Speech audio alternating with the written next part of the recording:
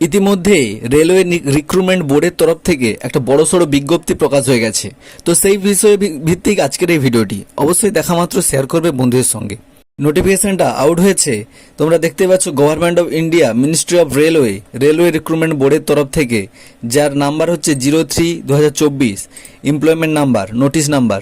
তো সেটাতে আমাদের নিচের দিকে স্ক্রল ডাউন করলে আমরা পুরোপুরি দেখতে পাবো যে ফর্ম ফিল আপের যে স্টার্টিং ডেটটা অর্থাৎ ওপেনিং ডেট অফ অ্যাপ্লিকেশানটা হচ্ছে 30/7/24 আর ডেটটা শেষ হবে 29/8/24, এই তারিখের মধ্যে শেষ হবে।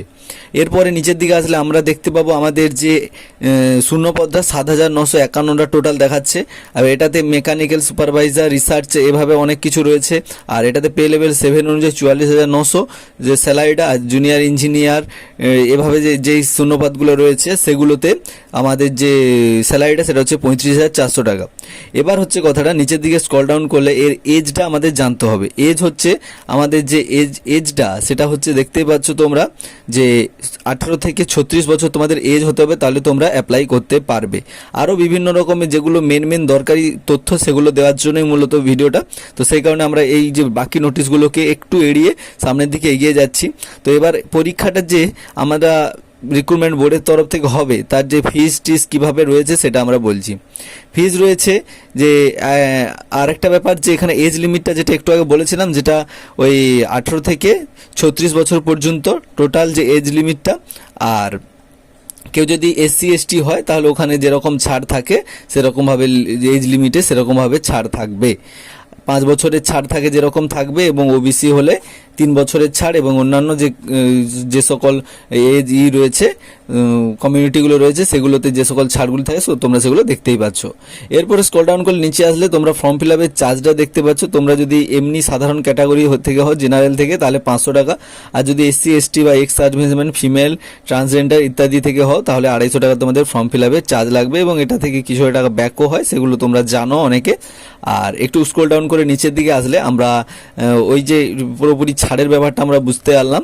এরপর আমরা চলে যাচ্ছি আমাদের যে এক্সামিনেশান যে হবে সেই এক্সামিনেশনের যে কোশ্চেন টাইপ CBT 1 সেটা সম্পর্কে দেখছি।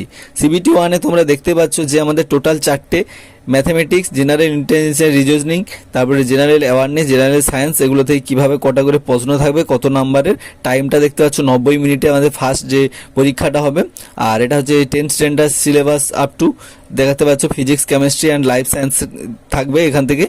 আর এগুলো থেকে নিচের দিকে স্ক্রল ডাউন করে আসলে তোমরা দেখতে পাবে এগুলো থেকে যে এলিজিবিলিটি মার্ক পার্সেন্টেজ মিনিমাম রয়েছে কি দেখতে পাচ্ছ, SC ST OBC 30%, SC 30%, এগুলো তোমরা সব সুন্দরভাবে দেখতেই পাচ্ছ। এরপরে আমাদের CBT 2 যেটা হবে সেটাতে 120 মিনিটের পরীক্ষা হবে, আর এটাতে কিন্তু 150টি কোশ্চেন থাকবে। তো এটা আমরা এক্ষুনি দেখে নিচ্ছি। এই যে আমাদের CBT 2 যেটা হচ্ছে টেকনিক্যাল অ্যাবিলিটিজ যেটা রয়েছে তোমরা দেখতেই পাচ্ছ, এটাতে chemistry, physics, general awareness, basic computer application knowledge থেকে সব কিছু থেকে থাকবে।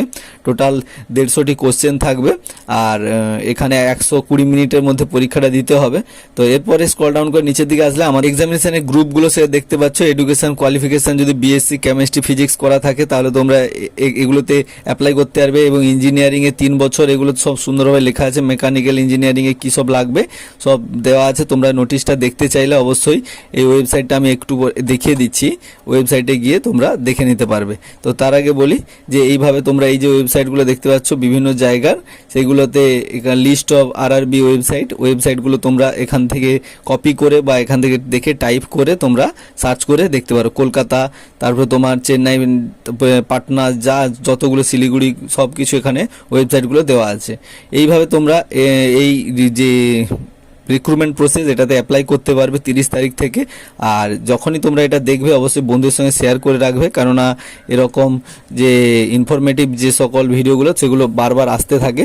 আর এটা যে মিনিস্ট্রি অফ রেলওয়ে রিক্রুটমেন্ট বোর্ডের তরফ থেকে এটা প্রকাশ হয়েছে, তো সেই কারণে এটা কোনো ফেক নয়, এটা কিন্তু জেনুইন। ঠিক আছে, তো চলো দেখা হচ্ছে নতুন আরও একটি ভিডিও নিয়ে। তো তখন ভালো থাকো, সুস্থ থাকো, সতর্ক থাকো।